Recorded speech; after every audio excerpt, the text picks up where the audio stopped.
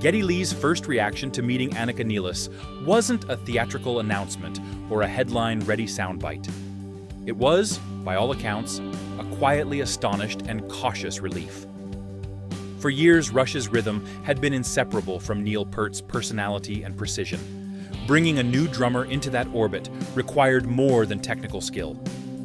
When Lee first heard Nilles, a drummer who had already made a name for herself online and had worked with artists like Jeff Beck, he noticed something rare.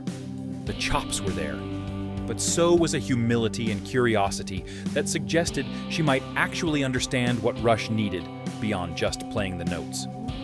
In interviews surrounding the band's decision to tour again, Lee described those early sessions as revealing. Nilles arrived without the baggage of fandom or mimicry. She listened. That openness, Lee said, made their work together surprisingly organic. Where many players might try to recreate Nilles' every flourish, Anika sought the heartbeat of the music, the subtle phrasing, the spaces between fills, the phrasing that gave Rush its pulse. Lee noted that she had to really try to get into Nilles' headspace and his feel, a phrase that reads both as praise and as an admission of how daunting the task was. Geddy's initial expression, then, was a mixture: admiration for Nilles' technical command, gratitude that she wasn't a carbon copy, and a guarded optimism that someone could honor Peart's legacy while bringing her own voice. He called her fantastic to play with after several sessions and praised her ability to absorb the nuances they spent hours explaining.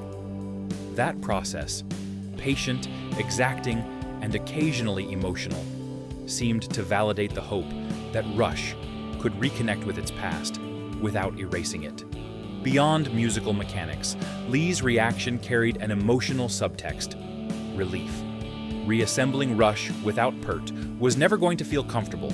It felt like stepping into a house that still held echoes.